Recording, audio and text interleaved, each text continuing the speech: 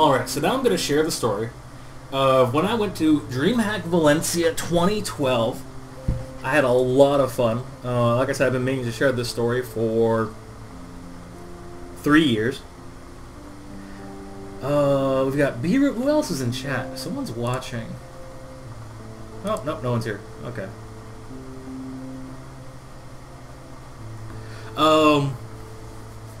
So yeah, let's begin. First, we'll start off about 8 months before I actually went. I'd discovered that nearby was going to be Hack Valencia. I lived in Germany at the time. And it was only like an hour and a half, 2 hour plane ride to Spain. And I was still living with my parents at the time. I was like, hey, you guys want to go to a StarCraft 2 tournament with me? And my dad, who's all gung-ho, he supports my career in new media and esports and gaming. Thought it was a great idea. He wanted to go. Me and him would watch StarCraft 2 games on the Apple TV all the time. And my mom was on board because she loved Spain. She had worked there for a while. I think I've only heard that story 4 or 5 times. Exactly. This is my favorite story. This is the story when I am like 80 years old and I am like arthritically bouncing my grandchild on my knee. I'll be like, Eric Jr., let me tell you about when I went to Hack Valencia many moons ago. In a land far away, there was a little nerd in his basement playing a game called StarCraft 2. He was an okay player. He was high platinum, low diamond at the time. It's my favorite story. Okay, so... Oh yeah, so I decided to go. And at the time, I was probably in Silver League. I wasn't very good. I'd gotten a bronze recently, and I was more of a StarCraft 2 enthusiast. I loved watching people play games. I loved playing games. And so we decided we're gonna go, and it's 8 months until we leave. So I sit down, and for 12 hours a day, 7 days a week, until the day I left, I played StarCraft 2. I had worked out 3 strategies to destroy my opponents. And let's preface this. I was high platinum, low diamond. I was going to go play with everyone who was probably masters. I had no illusions of winning. I didn't go there thinking, I'm going to be the top ranked player this entire time. I'm going to walk away with a $100,000 grand prize because I'm a badass. No, I wanted to go. I hoped I would do well, but I just went to have fun, and that's the important part. And I worked out 3 strategies. I played Protoss. My favorite race is Zerg. I just can't wrap my head around how larvae work. When to save them, when to spend them, what to spend them on specifically. I tend to panic and just make a bunch of roaches or lings, like way more than I need. And then I get screwed over in the drone count. So of course, this was Wings of Liberty. So I had mastered my 4-gate. I had oh crap, what was my? I had my personal strategy, which isn't very good. It was mostly it was kind of predicated on being able to get an immortal before they attacked.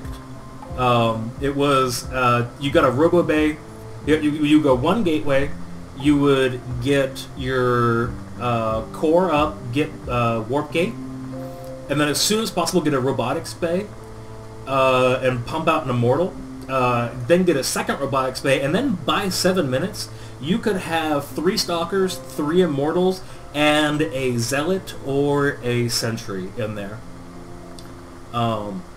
And even that, if you got that Sentry on the right timing, you could actually get in there.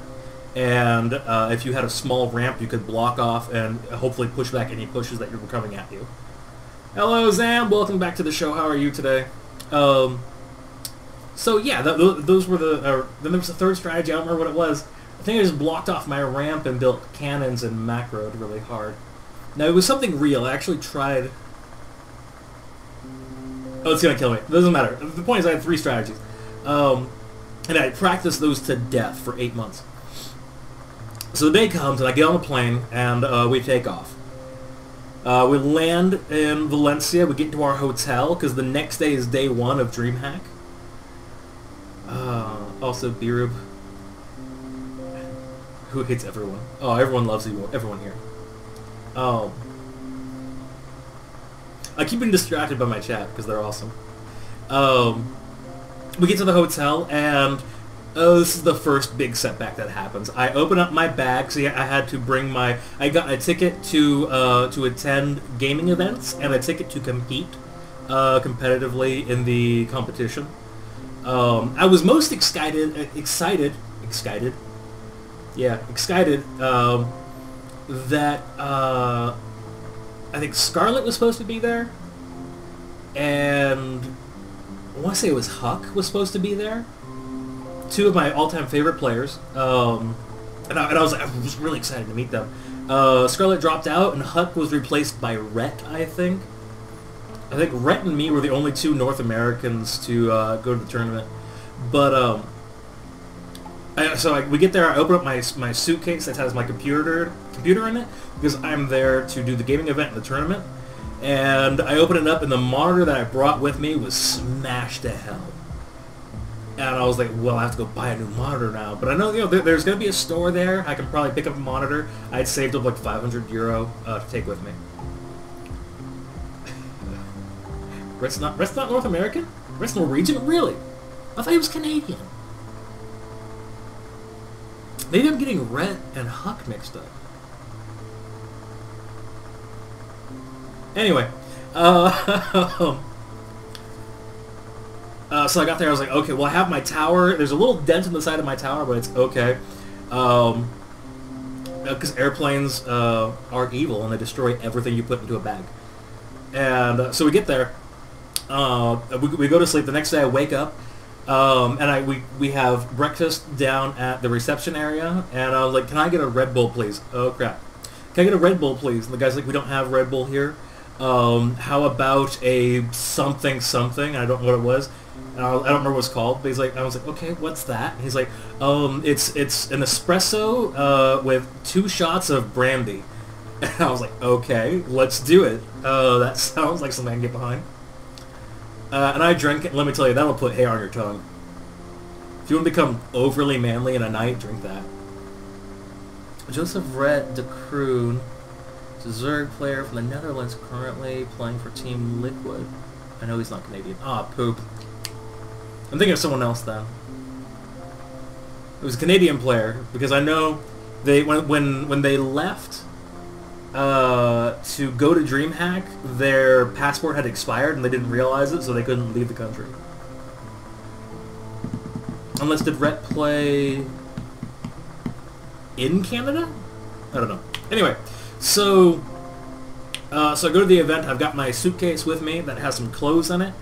Some clothes, what's left of my computer, and I go up to the counter and I collect my wristbands. I've got 2 wristbands. One's red for competing in the playing in the LAN games, and I have a black one for competing in the StarCraft 2 tournament. I didn't realize what kind of power I had until later. So I walk in, and there's a big map about where everything's at. Everything was pretty much in one giant warehouse. Like, there was a big open area where there's thousands of tables lined up in a row where we have a billion nerds hanging out, setting their computers up, plugging it into the ports, and people playing League of Legends and everything. There was a small area with like 6 booths set up for expos where they were showing off new systems and new games and technology. And then they had a small shopping area that had like 2 tents and then 1 large like computer part, like keyboards and mice and stuff. And so I go to my slot. I have a seat number, and I pull out my tower and I set it up. I'm like, okay, I gotta go. Oh wait, I'm skipping things. Sorry, I have to go back to my notepad. Set my CPU. Oh, something. Okay, so I'm not the kind of American that assumes everyone speaks English, but in Germany, if you live in like a touristy area, a lot of people speak English. Like you'll find someone who speaks English there. In Valencia, no one spoke English. Everyone spoke Spanish, and I took 2 years of Spanish. I don't remember any of it. There you go. Canadians of note: Huck Scarlet Combat XEX, David Kim, Desro, Dunkleboy, Hydralisk, Caitlin, Cadmium Kane. Was it Kiwi Cocky I'm thinking of? Live in Pink, Netshade, Nova War, Maximus Black, Riftkin. Might have been Riftkin. Semper Toby the Fat. I don't know. Anyway, now I'm thinking Kiwi Cocky. That's what I'm thinking of. Anyway, so no one spoke English pretty much anywhere in the entire area, and so I know some. I can speak most English. I know a decent amount of German. I know some Spanish words. I know a little Italian, and I know some Klingon. So this is what I'm working with to communicate with people when I'm trying to do things. And actually, one of my favorite memories of that was going up to the counter. You could buy Red Bull for €1. I drank so much Red Bull that week. It was awesome. So I go up and I give him €1, kind of Red Bull, and he's like, "Here you go." And I was like, "Dankeschön," which is German. I was like, "Oh crap, thank you." "Oh no, that's English. Gracias." "Oh, there we go, I got it." And he looks at me and he's laughing and he's like, "Bitteschön, you're welcome, de nada." I got you, buddy. He was my new best friend. He was the guy I went to for all my Red Bull. He got a big tip. So I'm trying to figure out what I'm going to do with my monitor, because the day one is just everyone sets their stuff up, they have fun, they look at things. Day two is when the tournament actually starts. And the only smoking area was at the very front of the building, which was like a 20-minute walk, I kid you not. So you have to like wade through all these people, and it's just a really long, really far away place. And there was a security guard standing next to an open door where people are bringing things in and taking things out, setting things up. And I went over to him and I'm like, "Hey, is it okay?" I used this back when I smoked. I was like, "Hey, can I go out there and have a cigarette?" And I don't. He's responding to me. He's being very nice and very polite, but I have no idea what he's saying. I was like, "Oh yeah, well, I'm in the tournament. I just need to go. It's a long way out to get to the front." And he looks at and he's like, oh yeah. And he points to the black one. I'm like, oh. He's like, "Oh yeah, go ahead." And he waves me out. I was like, "Oh okay." So I go out and I have my cigarette. And I can, out of the corner of my eye, I see two more people coming out, and they've got like packs of cigarettes and lighters in their hand. And they want to smoke.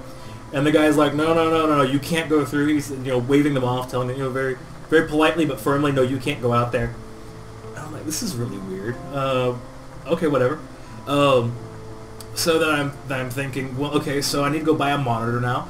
So I finish my smoke and I go to the shop, and I go up to one of the guys. There was one English guy or a British guy, and I was like, "Oh, dude, thank God." I need a monitor. I brought a monitor to play with, and it's broken. Do you guys sell monitors here? It's like, "We don't sell any monitors here. I'm so sorry." I'm in the tournament, so I have proof right here. I'm not lying. I really need a monitor. And he's like, "Oh, we don't sell any monitors, but give me one moment. I'm gonna see if I can't find you something. If I can't give you if I can't sell you something or give you something, I'll find something for you to borrow." I was like, "Okay, great." And for like 45 minutes, I watched this guy run around the entire expo, talking to everyone. People in the League of Legends booth, people in the StarCraft booth. Everybody comes back. He's like, "I'm so sorry. Everything that's set up is in use. There's absolutely nothing here for you to use." I'm like, "No, thank you very much. It was very kind of you to help me out. I'll see if I can get someone else to go out and buy one for me. It's very kind of you. Thank you." He's like, "No problem. Hey, and best of luck to you in the tournament." I was like, "Oh, thank you very much." And then I realized I am a god here. People see that little black wristband, and I get my way for anything that I want. And so from then on, I was like, I need to go have a cigarette. I'm in the tournament. Let me through that door, please. Oh, yes, right this way, sir. Hi, I'm looking for the bathroom. I'm in the tournament. Oh, you know what? There's a special bathroom for you over there. Yeah. It was excellent. Everyone worshipped me. They had no idea I was bad. They just assumed I was someone else. Let me put this on silent real quick. They just thought I was important, and I ate it up. Oh boy, a jester with power, yes. I was in a position of indirect respect and oblique power, and I abused it thoroughly. I didn't want to try. I was trying not to be a jerk about it, but whenever I was like, I'm going to see if I can throw my weight around, I tried. So I have my magic bracelet. Oh, and there was a pro gaming area. This was the one thing I didn't do because I was kind of afraid people would realize that I'm a nobody. There was a special cordoned off area that was walls up. There was one big open door that's roped off, and it was the pro gaming area. That's where all like the high ranked players in the tournament went to go hang out. And I could see people. I saw White Raw go in there, and I saw Stefano go in there. I'm like, oh my god, it's the VIP, it's the champagne room of gaming. And I was like, oh man, I wish I could go back. That'd be so awesome. But no, I just sat outside, looking in. I was like a puppy out in the rain, looking inside, seeing a happy family with their little cocker spaniel getting fed turkey at Thanksgiving from the table. I want to hang with the cool kids. I was so sad, but it was okay because I was a badass everywhere else in the world. Okay, so I called my father. I was like, Dad, nobody sells a monitor here. I need you to go out and buy me one. I'll pay you back. And this is the saddest part. I went back to my table, and I sat down. I had a tower right here. I had a keyboard here and a mouse here, and no monitor in front of me. I just sat there trying not to look sad, playing with my phone, waiting for a monitor to arrive. For like 3 hours I waited because they had to run everywhere in Spain. They probably went to France to go buy a monitor because it took forever. Finally they bring it in, and I pick it up and I get it set up.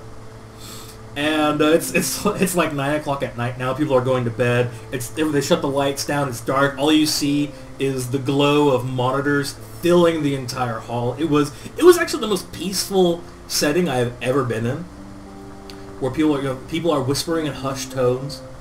It's dark but bright. You can still see and move around. And I'm like, oh, I'm gonna play some StarCraft too. And there's a Spanish guy sitting next to me playing League of Legends. And I get set up and I'm playing StarCraft 2 because I'm pretty good at it. And I'm playing the game, and out of the corner of my eye I can see him like look over and like lean in and check me out, and lean in and watch me play. And like he would stop playing and like very nonchalantly be like, how's he doing? Oh, he's doing really good. And people behind me, I could like see people, like hear people stop walking behind me, and you just assume they're staring at your computer. I'm like, people think I'm pretty good. Watch me be a pro. Watch me cannon rush this loser. Oh, another win. Oh man, I'm 5-0. Oh, it's nothing. That's not a win streak. That's an Tuesday afternoon for me. Okay, watch me get this nerd. And I felt pretty good about myself. Then I had to go to bed. It was about 11 o'clock when I finally powered down. The Red Bull had gotten out of my system. And here was the sleeping arrangements that I didn't know. Everyone had a like 4 by 7 foot square to sleep in, out in like the garage. And so I found my little 4 by 7. And people set up tents. People set up inflatable mattresses, and all I had was a bag and a coat that I covered up with. And I was so afraid I would oversleep. I only slept for like 2.5 hours before I just got up and went, I'm going to go buy some more Red Bull, I'm going to play some more StarCraft 2, I'm going to have fun. By the time the tournament actually started, the tournament didn't start till like 11 a.m. By the time it started, I was so hyped on Red Bull. If you see the pictures of me, like my hair is like pulled back because I'm getting it out of my face. My eyes are huge and bloodshot. I look like a mad scientist. I'm so hopped up on caffeine. It was unbelievable. And I had so much adrenaline pumping through me for this tournament that I didn't even care. I was there. I was going to fight with the best of them. I was going to be a baller. They were going to have replays of me playing with pro gamers. And a story I could tell for years to come, which obviously is now true. So, day 2. I wake up early. I have nothing but Red Bull pumping through my veins. I go over and I'm checking the brackets to figure out what group I'm in. I was in H group. I was first up against Rhett, who was there. He's not the guy I was thinking of, but he was there. After him, I would play Braddock, and then I would play someone called Zerail.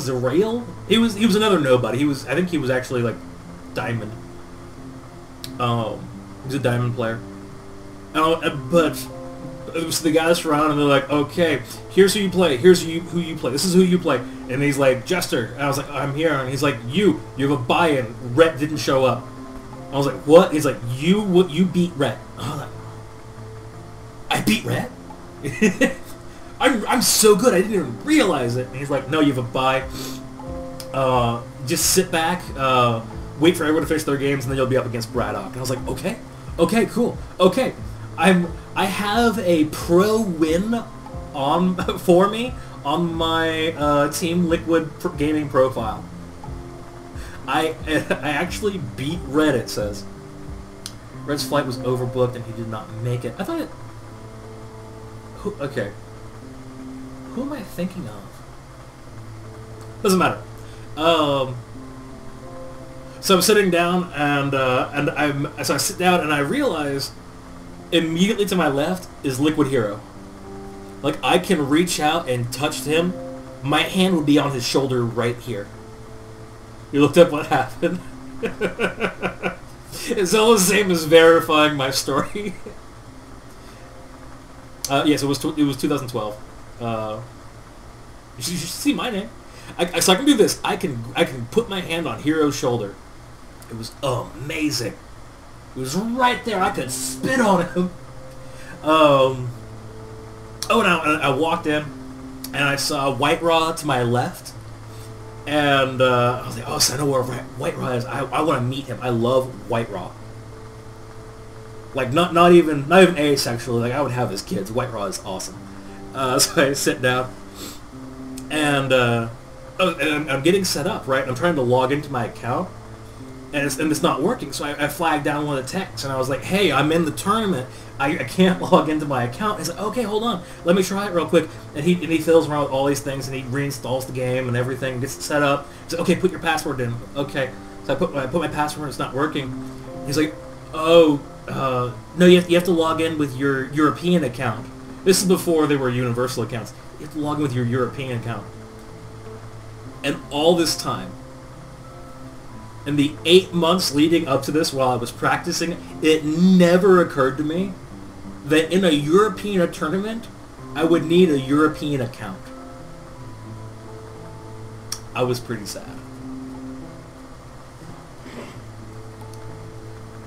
I was like, I don't have a European account. All I have is a North American account. I'm so sorry. I can't believe I did that. And he's like, it's okay. You're in the tournament. I will help you out. Let me go talk to some of the casters who are hosting the event, and I'm gonna get you a European copy of the game so you can play in the tournament. I was like, oh, thank you so much. Oh my God, you're amazing. Thank you. I was like, no problem. The black wristband strikes again. And I see him run off, and he's talking to people. And they're looking, they're going through papers, and I can see him like open up Google and like search who I am. And eventually they determine, oh, he's nobody. We're not going to help it. We're not going to give him a free copy of StarCraft 2. He's literally nobody. And he comes back. He's like, I'm so sorry. They're not going to give you a copy. I'm so sorry about that. I'm like, no, it's okay. I should have thought about it. Completely my fault. I didn't even occur to me. I have no one to blame but myself. And he's sitting there like, you know what? You can use my account. I was like, what? He's like, yeah. Here, I'll log in. And you can play under my name. I was like, are you for real? Like, yes. Do anything you need to do. He was there for me. This guy is my god. I will name my firstborn after him if I ever remember what his name was. Because he was the most amazing person in the world. And as far as I know, he was just a techie. He was there for like $2 an hour to help make sure the computers didn't explode. And so I sit down and I see, oh, he's in Silver League. Oh, this is adorable. Is it Rhett, Zerg, Netherlands, Terran, Jester, Eric, Braddock, Russian, Spain, Zerg, Zeril. Lazale! That's who I fought! That's the guy. Lazale. Okay. Wait, Braddock's Russian? I thought he was, like, from the Netherlands or something. Says he got 2-0'd in his group by some nobody. Yeah, wait, why is it written that he's Terran? Because Jester Eric plays the best race, OP. He drops it. I didn't play Terran, I played Protoss. Yeah, that's not right, I played Protoss. Anyway. So I see that he's Silver League, right? Well, you know what? I'm platinum, high platinum, low diamond. I'm gonna give this guy a few wins. You know what? He helped me out. He deserves it. I'm gonna help raise his MMR a little bit. And I log in. I have never played on the European servers before, but if you don't believe me, they are radically different from North American servers. At the time, I haven't competitively played StarCraft 2 since then. But at the time, North America was mostly a macro-oriented game that you play. Whenever you logged in, most players were macro players. In Europe, they rushed. They microed. They built a unit and sent it right at you. Maybe not quite so literally, but anyway. And I proceeded to get slain for like 5 games in a row, all less than 5-minute games. And I tried my 4-gate, I tried my special strat where you hope you don't get attacked. I tried the third one, I don't remember what it was anymore, and I was getting beaten. They say you're Terran. I wasn't Terran. I am positive I wasn't Terran. But look for see if they still have the replays up. I would love to show those replays. So now I'm freaking out. The 3 strategies I had perfected over the last 8 months, gone out the window. I have freaked out. I have no idea what's going on. I have lost all confidence in who I am. I have got to assemble a new strategy for the rest of this tournament. I go off against Braddock in like 10 minutes. I can see him on his 3rd game. This is gonna be awful. I just can't even think about what I'm gonna do. I played one more game and I won. Barely. I squeaked through, just like mass blink stalkers and destroyed my enemy finally. So I got a little bit of something up, and I'm freaking out. I'm so nervous. And I look over and I see Liquid Hero get up and he walks away, and I go to the guy. I'm like, hey. And he's like, you're going to be up against Braddock here in a minute. I'm like, do I have time to have a cigarette? I really need to go smoke. I am out of my mind. Those replays that are on someone else's account, that'd be hard to find. Oh no, because I think if you find them, they should still be under my name. Or it should say Jester Eric versus Braddock, and then when you actually load it up. Because I used to have them. I think I did them on the show back in 2013. Anyway, let's finish the story. And he's like, you can go have a cigarette, but if you're not in your seat when the match starts, you forfeit. And I'm like, thank God, and I run out. And I go out by the security guard, who's my best friend. We high-five while I'm leaving. I light up my cigarette, and I'm sucking it down. and then I realize right across from me is Liquid Hero having a cigarette. I'm like, oh my god, it's Liquid Hero. Oh my god, he's right there. I can talk to him. What am I gonna say to him? I don't know. How do you speak to someone? I mean, he's Korean. I know he speaks English. I've seen him win games. I want to say hi to him. Maybe we can be friends even. I get really bad starstruck. I freak out. I mean, I know famous people are just people like you and me, and I try to be very calm and not freak out. But let me tell you, I get starstruck really bad.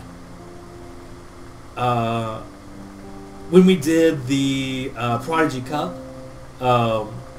when I talked with Day 9, I was quiet the entire time. So I didn't want to say something stupid and just freak out. just like fangirl out. Oh my god, what's this?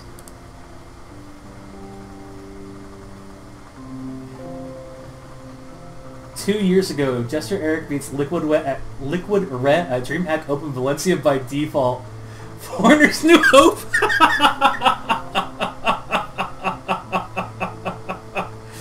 That is... I can't believe I didn't see that. Is this on Team Liquid? No, it's Reddit. Wow. That's hilarious. Okay. Someone linked in chat a forum about me. Oh, that was the other thing. Before the tournament started, someone had started a forum on Team Liquid saying who's the lone American in the tournament. They're like, it's Jester Eric. What do we know about him? Everyone's like, we don't know anything about him. It was so he's a mysterious enigma. He's never been seen before. Maybe he changed his name. Maybe he used to be pro in StarCraft 1. Those poor fools rested their hopes on me for no reason. Alright, so I have my cigarette, I suck it down. Hero leaves before I work up the nerve to say hi. So I go back inside, I sit down, and they're like, okay, Braddock's gonna add you, and then you're gonna fight. It's like, okay.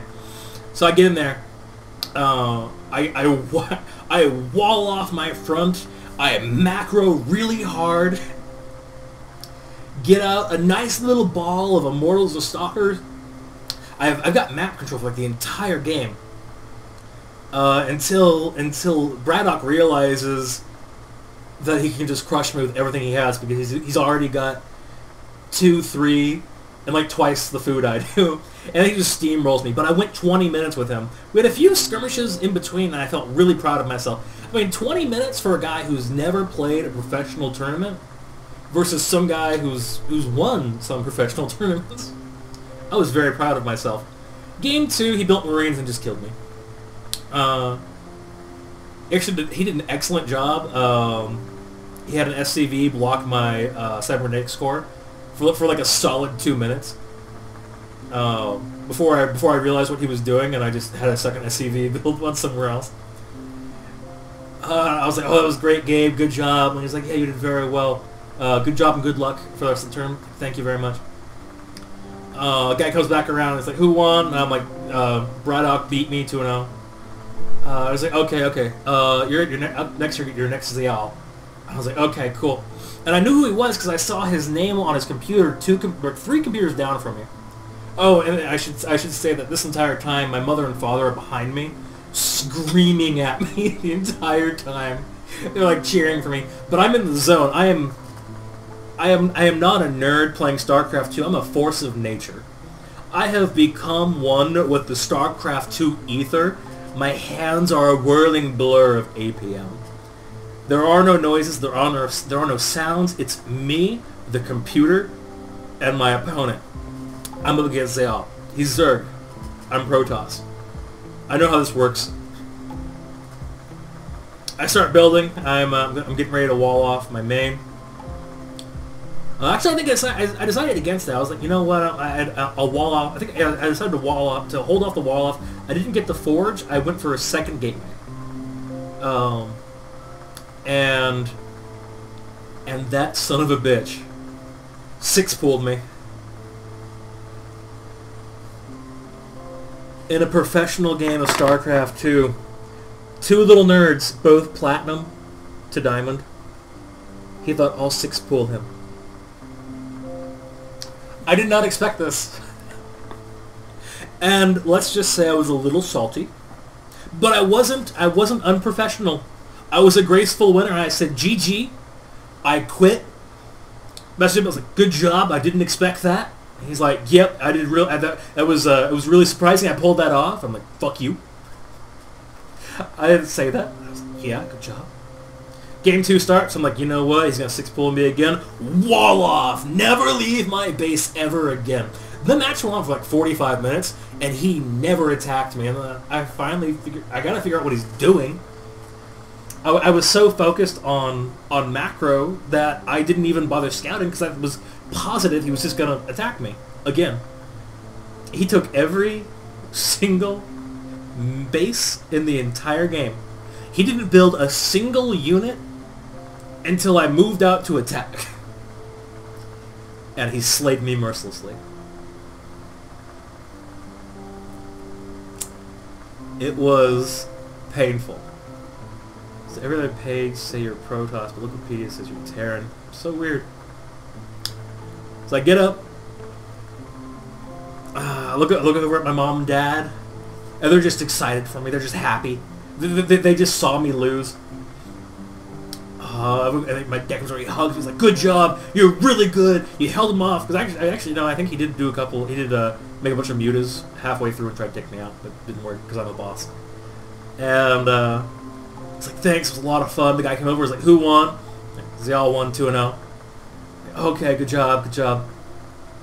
I walk over because I know where Zial sits, and I walk over, put my hand on his back. Like, "Are you Zial?" He's like, "Yeah." I'm like, "I'm Jester Eric. Good job, man. Good job. You did very good. Congratulations. Good luck in round 2.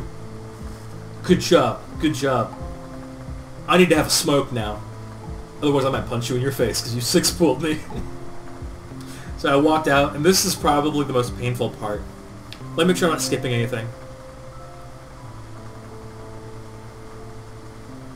Yeah, okay. So I go out to my little smoke spot, I have a cigarette, calm down. Finally, all the adrenaline's out.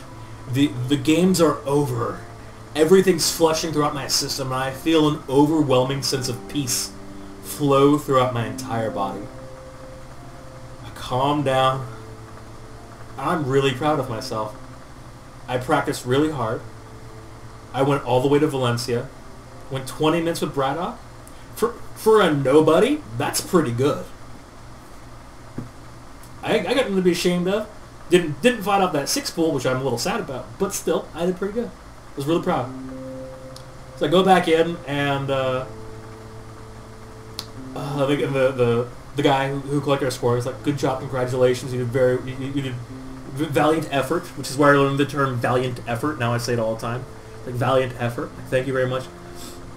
And he points over to the. Remember at the beginning I was telling you about that booth where I saw all the pro gamers going, like White Raw. Oh, that's right. When I was coming back, I saw White Raw and I was moving past him. He was really excited about something because he's White Raw, and he was either talking to someone else but looking at me, or said something at me. And I was like, "Oh yeah!" I high-fived White Raw. It's fucking amazing. We were in the gaming pit. It was like I high-fived White Raw. It was awesome. So I go back to my thing. The guy says, "Yeah, you can get all your stuff from the pro lounge." And I was like, "What?" And he's like, "Oh yeah, where everyone got together, the pro lounge." And he points over to that pro gamer lounge that I didn't think I could get into. And he's like, "Oh yeah, you weren't practicing in there?" And I was like, "No, I bought the red band so I could practice over there." And he's like, "Oh no, you should have been in there that entire time." Well, oh well, grab your stuff and go.